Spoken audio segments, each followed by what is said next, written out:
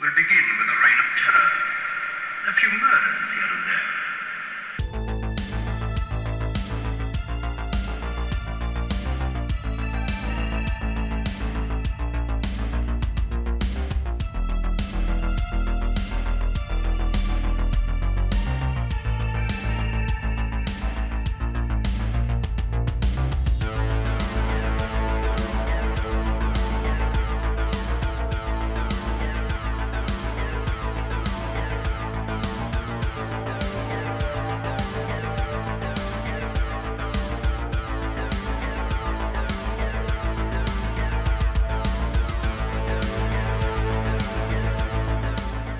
Hello, friends and fiends. Welcome back to Blood and Guts, HHN, where we break down the blood and guts of Halloween Horror Nights.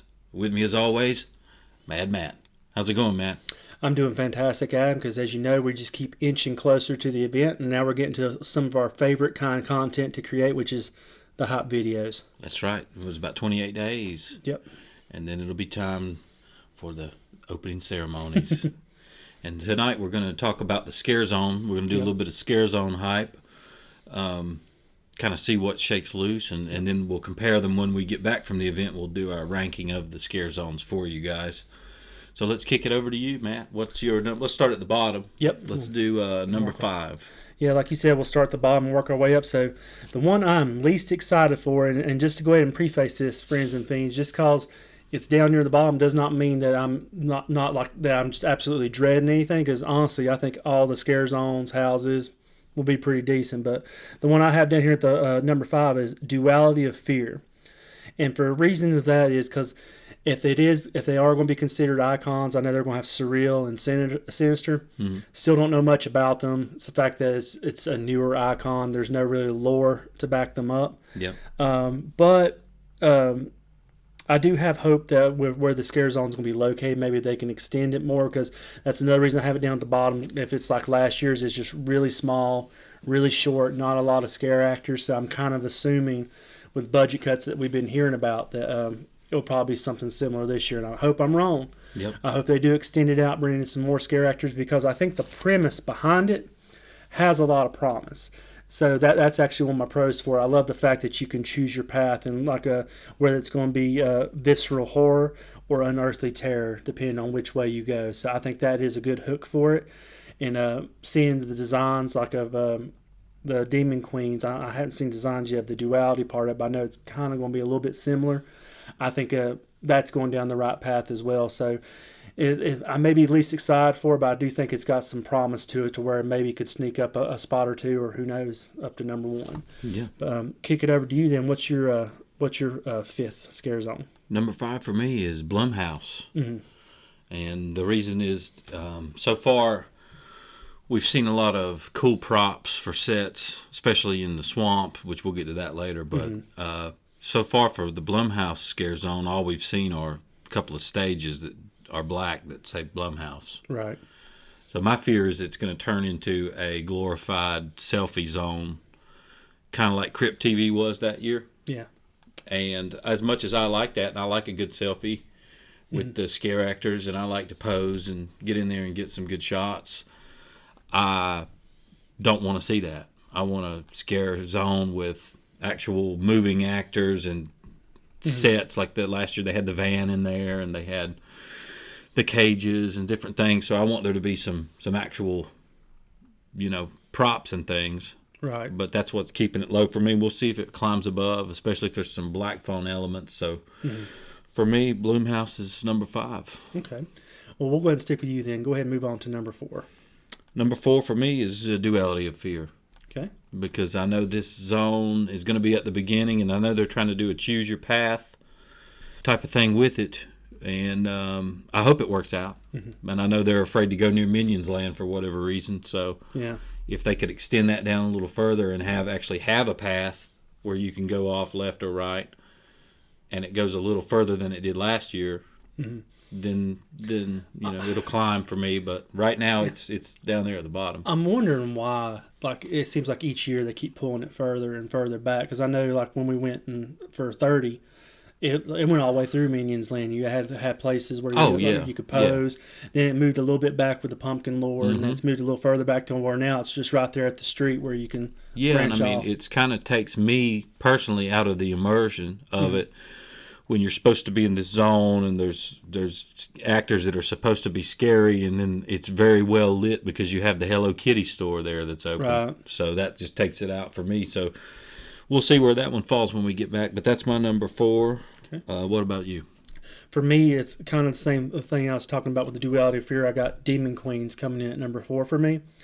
Part of it is really the main reason is just because not really knowing these characters. Like I said, that all can change once we get a little bit closer and they actually release a little bit more of a backstory. Yeah. But just from the rumors saying that these and Otis are icons, really not knowing a whole lot about them, just kind of throws it off for me and brings it down a little bit. But now, on pauses of this, the character designs are really nice. I really like what I'm seeing. So this could be the one that could really move up a lot for me, just because over in that area of Hollywood is typically one of my favorite areas for a scare zone because they got a lot of room to work with.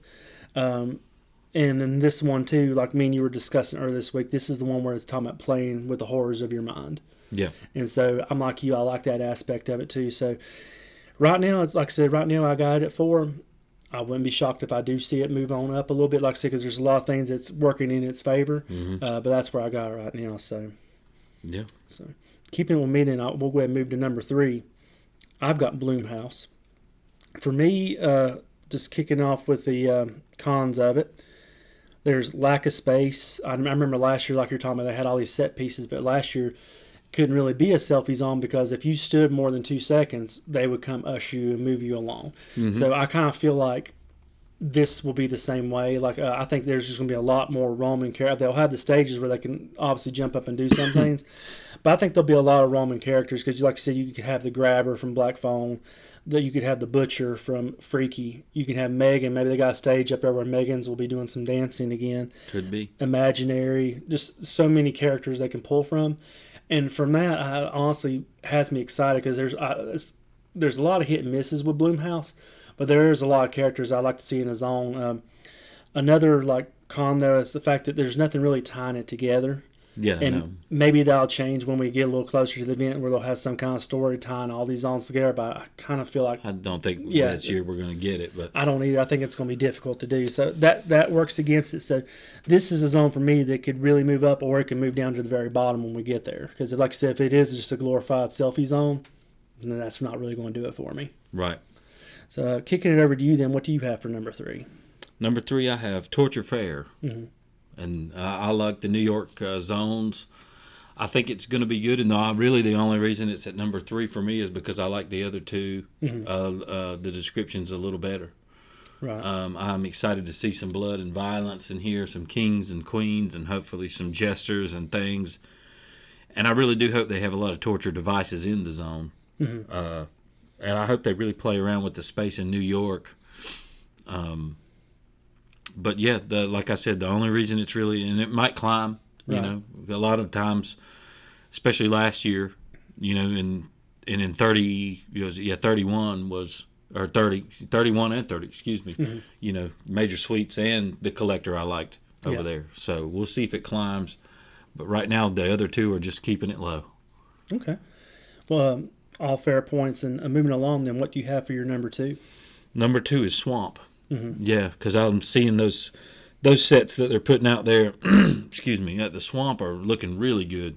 And once they have that low light that looks like water, and then the masks, we've seen that preview of the masks. Yeah. They look really rotted, really decayed, you know. And I'm assuming that they'll be the slow-moving zombies. Who knows? We'll see. Time will tell, but it's still looking really good over there. Yeah. You know. And you know, get some good alligator props in there and stuff. And I've seen some of those put out today where they got the alligator skulls and all that good stuff. So. So I think it's going to be really cool in there. Awesome. So, well, moving on to me then. I have number 2. I got Torture Fair. Everything you were talking about. I love the concept art that we're seeing. I love the king. I love the queen. I love the stage they have set up where it's going to be kind of like their court where they can kind of sit on a throne and overlook the subjects and stuff. Yep. I love the background story too. Like you said, I love it. It sounds like it's going to have a lot more blood and gore in it. Good. Yeah, exactly. That's good. That's exactly what I want to see. And I think about those medieval torture devices that we were talking about previously. So like you have like the Iron Maiden and the all the other devices. If you see those out in the streets, I think that would be add to that element. And then just kind of like what you were alluding to with it being in New York, they have a lot of space to work with to where New York is one of my favorite places as a scare zone because you got Louis, you got those picnic tables and stuff. You can actually sit and do a lot of watching and see them get people as they're walking by. You can see the cast of characters switching in and out. So that's always fun to see. So New York is always one of my favorite scare zones, and right now I don't think that's going to change any. I think this one will probably be at the top whenever it's all said and done. I just don't really see how this one could fail. Now, like I said, me saying that, I could jinx it and it might be the worst one. But I really like what I'm seeing from it. Nice. Sticking with me then, number one, that leaves for me Swamp of the Undead. And everything you were saying, normally this zone is one of my least favorite scare zones, and it's not because of what they've been putting in the scare zones, it's the fact it's so short. Yeah. But like what you were alluding to, the set pieces they have, the backstory about being in the Louisiana Bayou, the concept art we're seeing of the zombies and how they look decay and rotting, and Universal, where they've been able to do this for years when they've done Walking Dead. Their zombies always look tip top whenever they're doing these things. So I'm super excited for this one. One of the things I love about the zone too, kind of like you're talking about, when they do that low light, it's usually the foggiest part of the park. There's like not a square inch that does not have fog in it. And so it's going to be dark. Yeah, it's going to be dark. You're going to not be able to see real well, and they're going to come out from every corner to get you. And that's like I said, that's always one of my favorite zones to go through, is even though it's a short time. So we'll see. Like I said, the constrained space may make it move down. We'll see. But as far as like what I'm seeing as far as the props go right now, I'm super excited for this one. Yeah. So kick it back over to you. What do you have as your number one most anticipated zone? That's Demon Queens. Because I really like what they did last year with the costuming and the makeups for Zodiac. Yeah, the Zodiacs were really cool. I want to see them step it up and add a little more. And I think the concept art of the Demon Queens, a lot of them are going to have this real weird like quality that's going to make them creepy as hell. But then I think they'll have their minions running around in there with saws or stilts or whatever, what have you. And I think that with the lighting that they've been doing in Hollywood the past 2 years is just going to bring it all together. Yeah. Because I think that they've really gotten in touch with whatever lighting packages they have in Hollywood. They've amped it up this year. Right. And I think we're going to see some really cool effects in there. Yeah, you make a good point, because I've actually seen, like you said, some of them lighting trestles they have, how they got other lighting rigs inside of them. So it's going to be a good show. and I remember 31 when it would storm for the graveyard scare zone. It would storm and they would have lightning and thunder and things. So that really was cool. And if they can step that up and really pull off some kind of creepy mind games kind of, I think this one's going to be your cerebral, like your really mind gamey, crazy creatures kind of zone. And I think that's what's going to step it up for me. And we'll see when we get back where these fall. Yeah. I got one question then before we kind of round it down. Then, out of your list, what's the one that kind of stands out for you that you can either see moving up a lot or moving down a lot, depending on what they may bring to us? Torture Fair. Torture Fair? Yeah. What about you? For me, Demon Queens. It's kind of like what we were talking about a minute ago. Like I said, because they have the space to do a lot in that zone. So for me, like I said, what's bringing it down is just the fact I don't really know these characters that they're introducing. And there's not, like last year when they brought in Oddfellow, it was easy to get behind Oddfellow because there was always, I mean, they did go back and change some of the lore, but there was some lore back there to where you knew that character, so it made me excited to see him, and I knew the backstory with him and Jack. Right. So with this, there's not really a backstory to kind of dig into, and I don't want to throw that out there like it's a bad thing, because we'll get down there and maybe something just absolutely knocks my socks off, and I'm like, this is the greatest thing we've ever seen. Right. So for me, that one's got the most space, like I said, where I can see myself moving that one up the list. Yeah, totally. And I'm excited to see where they fall. There's a pleasant surprise in each one of them. Yeah. I can guarantee you that. And there's going to be some great opportunities for photos and videos in there. And that I'm excited for as well. But as always, friends and fiends, let us know in the comments what's your favorite zone. What are you looking forward to? And how do our rankings compare to yours? Yep. And be sure to like and subscribe to the video. Share this video with your friends. And like I said, just be sure to leave in those comments, like you said, because we do love having that banter back and forth to kind of see where everybody else is falling. Right. And as always, remember to stay spooky. And don't forget. Hey everybody, it's me, Labby the Cabbie, right here in Hollywood. Make sure that you subscribe to Blood and Guts HHN. You're gonna love it.